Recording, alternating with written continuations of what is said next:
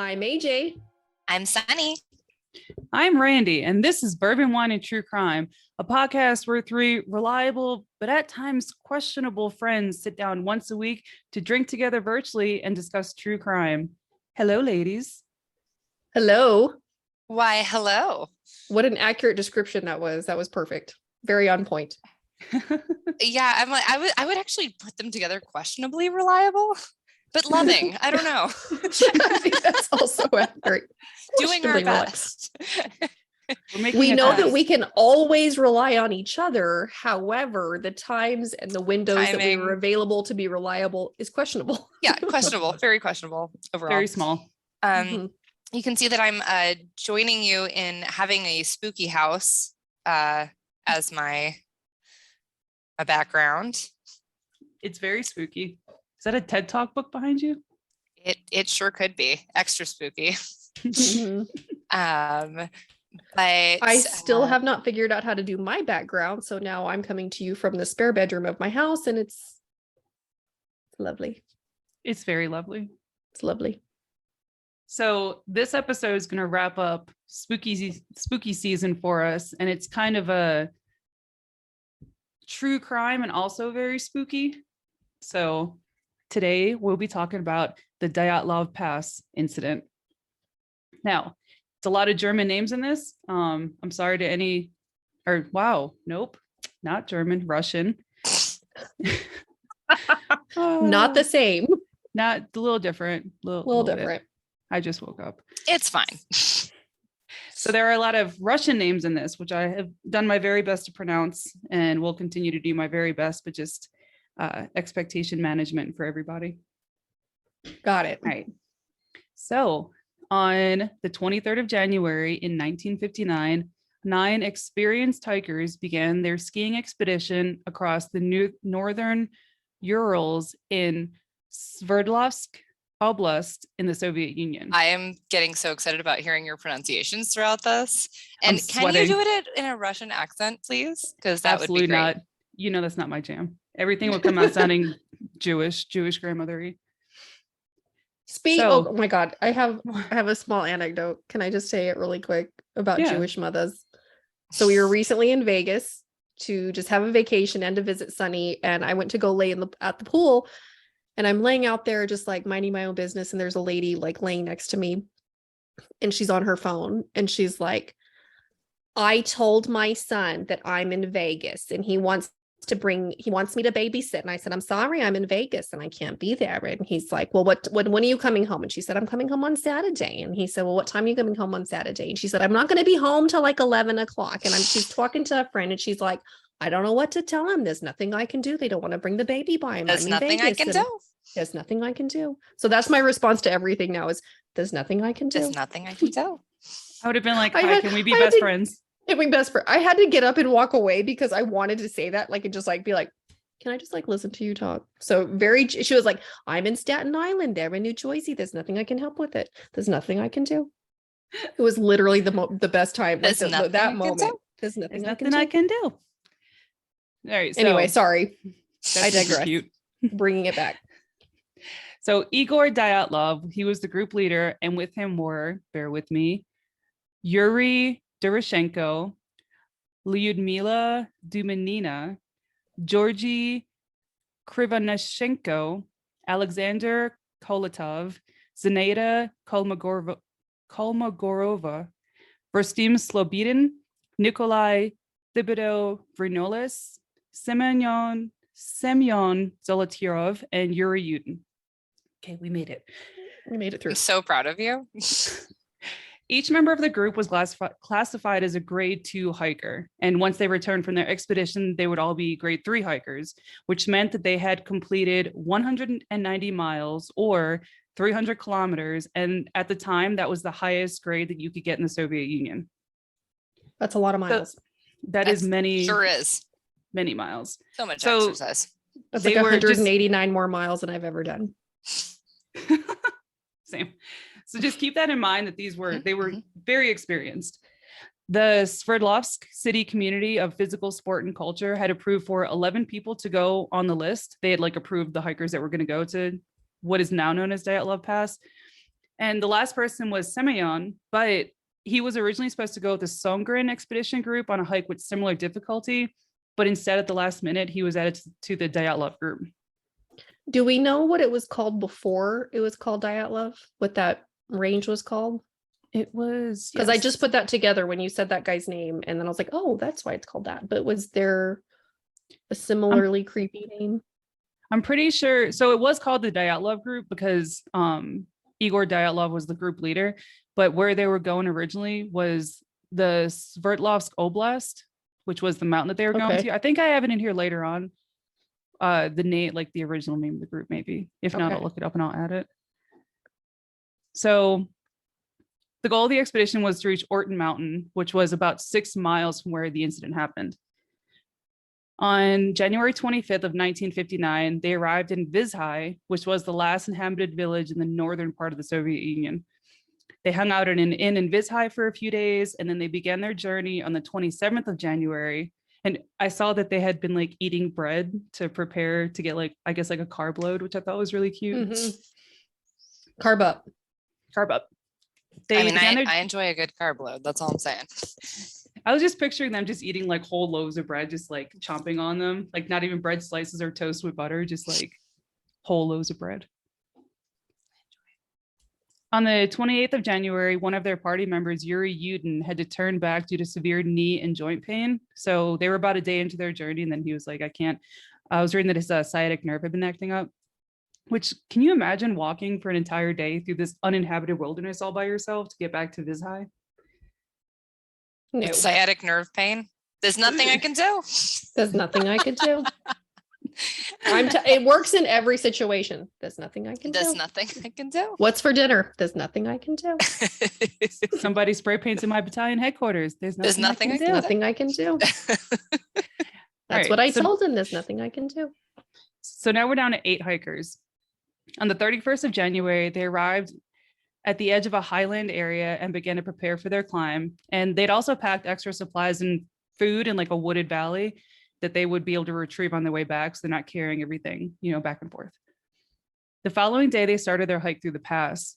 It's thought that they wanted to get through the pass and set up camp on the other side, but a snowstorm blew in, and as the weather continued to get worse, they lost their direction and ended up farther west than they had intended. Instead of moving back the mile or so down into the valley, where they would have had some protection from the elements, Igor Dyatlov decided to camp on the side of the Kholat Syakhi mountain. Before they left on the expedition, Dyatlov had agreed to send a telegram to the sports club once they returned to Vizhai, which was expected to happen on February 12th. But when no telegraph arrived, nobody was super concerned, as they thought it was a small delay. Like snowstorm had been in there. The time wasn't it was more of an approximation on when they thought they'd be back. So finally, on February 20th, the families of the hikers demanded that a search party was sent out. And this is 8 days after they were originally supposed to return. The first rescue groups were comprised of students and teachers that had volunteered to search, but later the Army and police were involved, and planes and helicopters were used to find the group. On February 26th, the badly damaged and abandoned tent was found on Kholat Sokhai. A student who found the tent, Mikhail Sheravin, later said, "The tent was half torn down and covered in snow. It was empty, and all the group's shoes and belongings had been left behind." Ugh. Investigators said that the tent had been cut open from the inside, and 9 sets of footprints left by people that were barefoot or in socks or wearing one shoe could be seen leaving the tent. Investigators followed the footprints for about a mile to the opposite side of the pass, and then after another 1,600 feet, the tracks were covered in snow. But at the edge of the forest, under a Siberian pine tree, they found the remains of a fire. They also found the bodies of Yuri Durashenko and Georgy Krivnashenko. Both had no shoes on and were dressed only in their underwear. I think that's like a waking nightmare for me, is like just to have cold feet and like be in the snow. Like that like having all their shoes left behind, like that's just like they left in a hurry. Right. I thought you were going to be like, oh my God, I can totally relate. Like sometimes my feet get cold at night and it's awful. So it's so bad. It's so bad. There's nothing I can do about it. First world like problems. I feel for them. You know what I mean? Like I've been in their shoes, or rather without shoes, if you will. Without shoes. Yeah, sometimes the floor is really cold and you have to go put slippers on. Yeah, like that's really hard. It's really hard. That is not where I was going with that. Okay. No. Sorry. I just was like, Well, okay, it's just, please continue. Please continue. I think it's worse for me. Like barefoot, wet feet when you're barefoot is one thing, but wet feet when you're cold in socks is just Oh God, worse. when you're wearing socks and you accidentally step in something wet is the worst Oh, feeling in the entire really world. I is. hate it so much. Ah. So we found Yuri and Georgie at the pine tree. Between the pine tree and the camp, investigators found the bodies of Yuri Dyatlov, Zenaida Kolmogorova, and Rustim Slobodin, who died in poses suggesting they were trying to return to the camp. They were all spaced out from each other from the tree heading back towards the campsite at distances of 980 feet, 1,570 feet, and 2,070 feet from the tree. The remaining 4 hikers weren't found until May 4th under 13 feet of snow in a ravine that was about 240 feet further into the woods from the pine tree. They were a little better dressed for the elements, but it appeared that they had taken clothing off the bodies of the other hikers because Dubinina was wearing Kurashenko's burned and torn trousers. A legal inquest was started after the first 5 bodies were found, with medical examiners concluding that they had all died of hypothermia. So these are the ones that were at the tree and then trying to get back to the camp. So weird. Slobodin had a small skull fracture, but it was not said to be a fatal wound. But when the bodies of the 4 hikers found in May were examined, things changed a bit. Thibaut Brignoles had a major skull damage. Dubinina and Zolotarov had major chest fractures. And according to medical examiners, the force required to cause such damage would have been comparable to that of a car crash. Oddly enough, there were no external wounds associated with the bone fractures. It was all internal. All 4 bodies have been found at the bottom of the creek in a running stream of water, and they all had soft tissue damage to their head and face. Dubinina was missing her tongue, part of the lips, facial tissue, and a fragment of her skull bone. Zolotaryov was missing his eyeballs. Kolevatov was missing his eyebrows and his neck was twisted. Which, I don't know. The eyebrows missing is what's getting me, where I'm just like, they're just like, oh, sweetheart, those are unacceptable. We got to do some threading. I think was it eyebrows or eyeballs? One was eyeballs and one was eyebrows. One of them, they removed the eyebrows. That's so weird. Well, for me, wax kit in your pocket. Well, for me, it's the tongue that's missing. Yeah, it's weird. So my first instinct would be like, were there animal scavengers that took the tongue like post-mortem, or could we tell that the tongue was removed while still alive? Oh, we'll get to that part. Well, we won't, because as soon as these results were complete, the Soviet Union pretty much classified the findings. Of course. Yeah, they don't say classified, but they were made private. So the forensic expert that performed the post-mortem exam said the injuries were likely from the location of the bodies in a stream. Okay. So now here's some theories. Experts agreed that an avalanche was most likely what killed the group. But where the tent was located was unlikely to be avalanche terrain due to the lower than usual slope angle, and there were no signs in the snow around the abandoned tent that an avalanche had been in the area. Uncertainties about the trigger mechanism and the abnormal injuries of the victim. Because remember, you could see their footprints still, which to me, if there was an avalanche, you wouldn't be able to see. You wouldn't be able to see their footprints. That's true. Also, the thorax and skull injuries were not consistent with avalanche injuries. And here's what I keep coming back to this part, because they say that they didn't have on shoes and clothes because they fled from the tent, but they walked. And they could see that one source. So it didn't look like sprinting type footprints. No, it looks like, okay. They walked. And in fact, one of the hikers, they were stepping in the footprints of the person in front of them. So that's how carefully they were going. Okay. So one source even said that one of the hikers was carefully stepping in the footprints of the hiker in front of them. Another theory is that the hikers got in an argument and attacked one another, but the coroner said the injuries could not have been caused by another person. Because it was the force of a car crash. Right. And there was no external injuries. So this is really weird. In 2018, the remains of Zolotarev were exhumed, and an expert said that the injuries were similar to that of someone hit by a car, and his DNA did not match that of any of his living relatives. Yeah. So was it really him, or was there something more at play? So they said that they did facial reconstruction and they matched his face with faces from pictures because he served in World War II, and those matched. But still, that makes it weirder to me that it looks like the same person, but the DNA doesn't match any of his relatives. I don't like that. It's odd. I don't like this.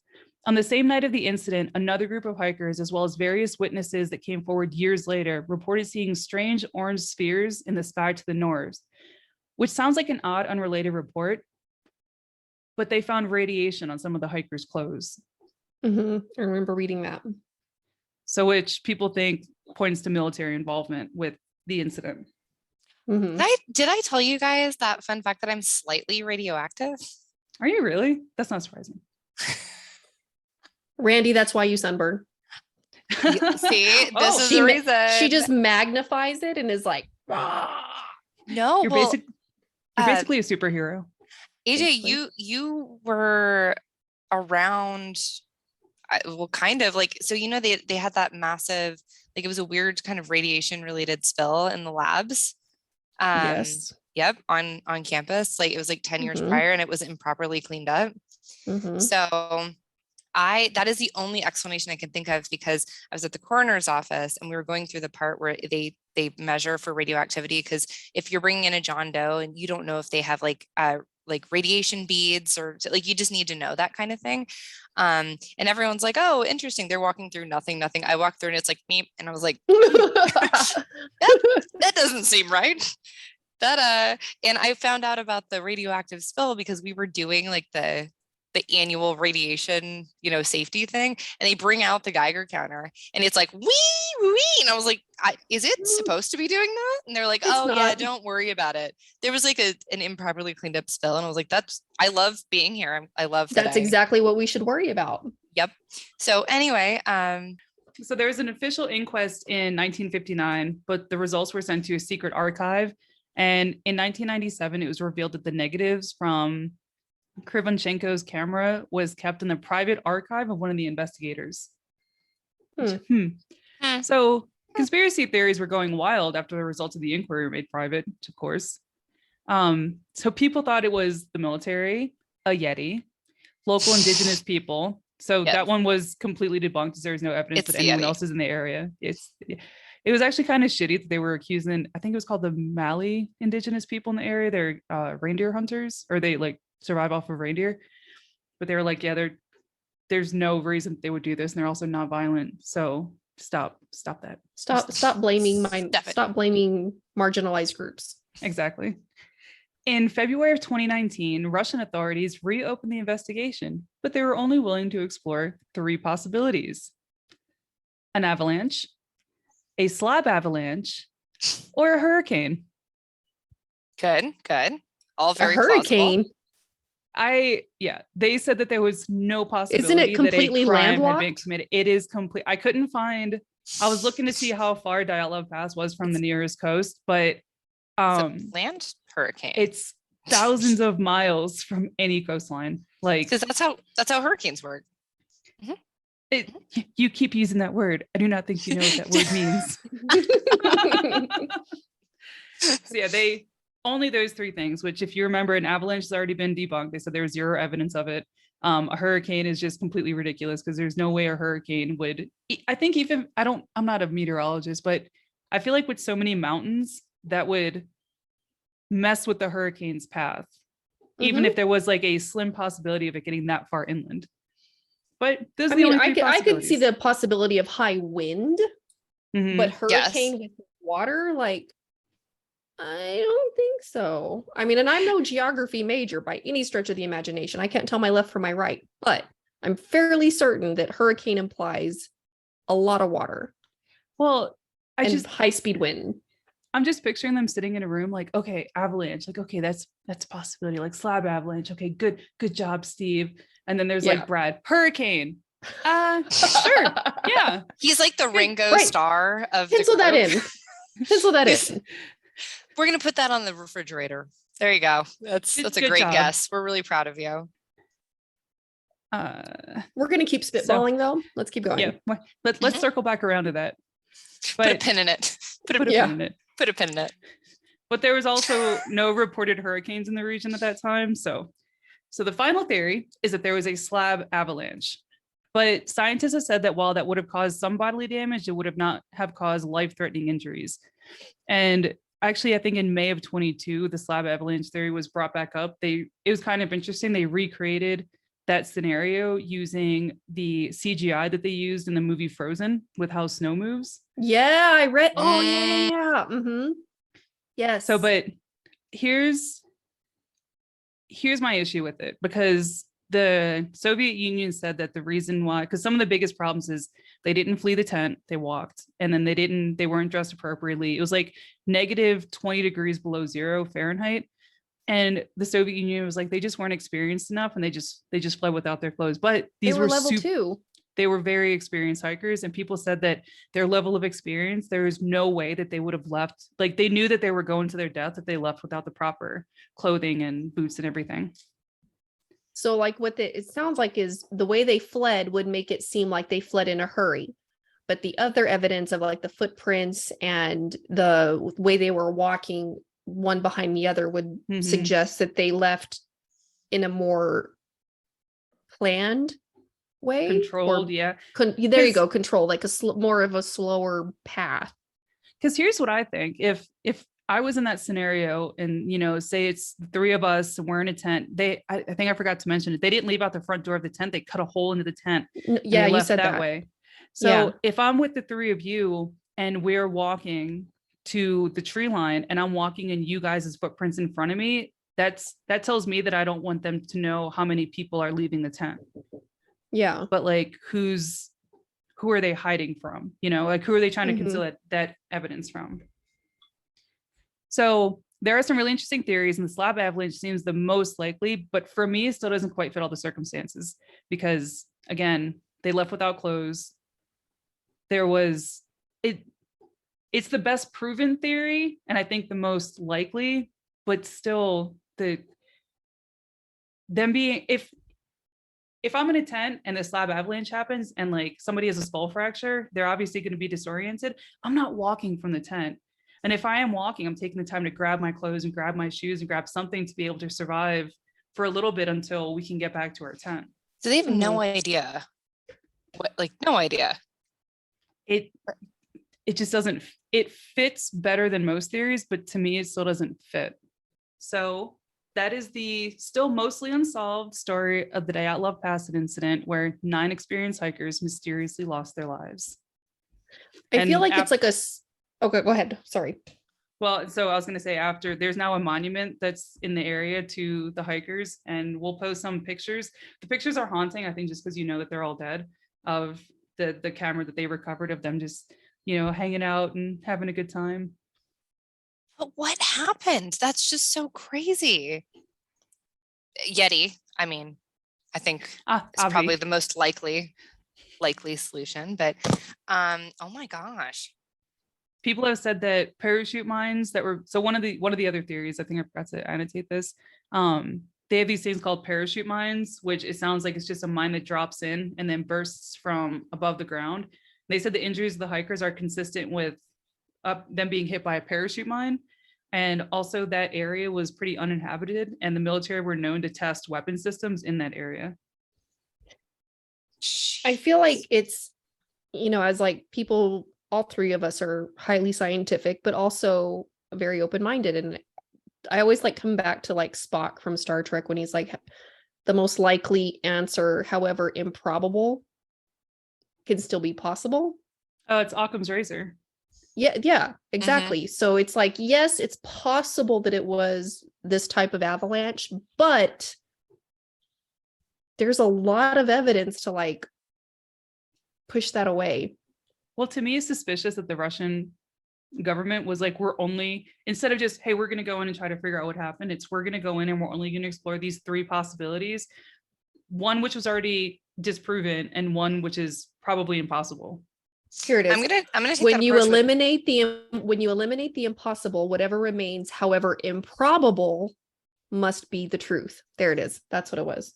I love that quote. I am going to use their methodology for everything in my life, where if I try to solve something, I'm just going to pick 3 random things, and these are the only things we're looking at. This is it. Like, what are we having for dinner? And I'll just be like, socks. That's one of the 3 options. There's nothing I can do. There's nothing I can do. It's definitely a creepy case. And I want to know what happened. Well, while we don't know what happened there, do you guys want to hear about the 3 weirdest things that you can get arrested for in Russia? Oh, I do. Taking notes. Let's go. So honestly, this ended up being way less fun than trying to find things that you get in trouble for in Amsterdam or Paris. But there were 3. So one of the things that you're absolutely not allowed to do, for the most part, is writing letters to the government, specifically Putin. What? Can't do that. Nope. They don't want to be pen pals. Please do not try. We're going to. Okay. Yeah. Well, a lot of the crimes have to do Dear either diary. with Dear Putin diary. Dear Putin. Isn't that how you do your journal entries? That's how I do mine. I is. start out with Dear Putin. All It of is. them. I should probably You suck. You are the scum between my toes. Dear Putin, would you sign this drawing of you riding a bear? Shirtless. Shirtless. So you are not allowed to write letters to Putin. A lot of the laws that exist over there have to do either with like you looking like you're against the government, or you doing something that is considered like not okay in relation to being respectful for religion. Like those are like the 2 main categories of things you're not supposed to do. So lots and lots of various sort of arrests in that realm. But yeah, so can't write letters. You are also not allowed to paint Easter eggs. It's a hard rule, hard and fast rule. Why? That is a crime. Crime is painting Easter eggs, because it's considered to be disrespectful, like religiously. So which is so weird because I know they used to have like egg painting competitions, not in relation. Aren't there like beautiful Russian painted eggs? Yeah, that are priceless. Yeah, but they can't be Easter eggs. I know. And I'm immediately thinking of like Anastasia. Yeah. So you're not allowed to paint Easter eggs, and you are also not allowed to play Pokemon Go. What? So I looked it up. It's a Fabergé egg. Fabergé egg. Fabergé. Yes. Mm-hmm. You can't no Pokemon Go. No Pokemon Go. And this also had to do with there were people who were playing Pokemon Go in one of the Russian churches, and they were like, absolutely not. So now no one's allowed to have any fun. I feel like really this sucks. This ties back to like the 3 theories about Dyatlov Pass that they were willing to investigate, where it's like, and no letters to the government, and also no Easter eggs, and Pokemon Goes. These 3 things. These are the 3 most important. You're like, how did we're you pick sticking those? to it? Or perhaps they disappeared because they were playing Pokemon Go. While holding painted Easter eggs and writing a letter. We've solved it. The Charizard and riding killed a them. unicycle. It was they caught the Charizard, and now they're dead. So it all circled back. I'm always curious when we do cases that are not from here. I'm just always like, what can you get in trouble for over there? Yeah. Everything. Turns out it's everything. Everything and nothing at all. Genocide is perfectly legal. Perfectly. But illegal Easter eggs are out. Annexing of land, totally legal. Easter eggs, no. Nope. Mm-mm. What do you say, Sunny? Don't do it. Hey, don't. Hey, don't. I told you. What do you got there? They're just smuggling eggs. They're like, nothing. We're gonna eat them. That's what we're doing. It's not. Nothing's in my bra, officer. Nothing at all. Just trying to imagine just 2 eggs in there. Ma'am, do you have tumors? Let me give you a hug. No. This is, how dare you? This is what I look like. I'm still sensitive about it, okay? Really sensitive about this. It's a medical condition. But yeah, but like I was bummed because I was hoping there was going to be something equivalent of my favorite one from France was where it was illegal for UFOs to fly over that one town. Oh yeah. And again, the law worked. They haven't seen another one. So hey, was that chick the Anna Sorensen, was she German or Russian? The fake socialite. Let me look it up. She was the one like would live in hotels and like the inventing Anna. Yes. Was she Russian or German? Is it Anna German. Oh, okay. Well, she just got out of prison. Anyway, I thought she might have been Russian. Anna Sorokin. There you go. I haven't watched that. I haven't watched the series, but I'm familiar with the case, and she was just let out on of jail. Oh my God. She has to stay off social media though. She's a Russian-born German. No Easter eggs. Okay, she is Russian-born. I knew there was like a Russian connection there, but she's out of prison now.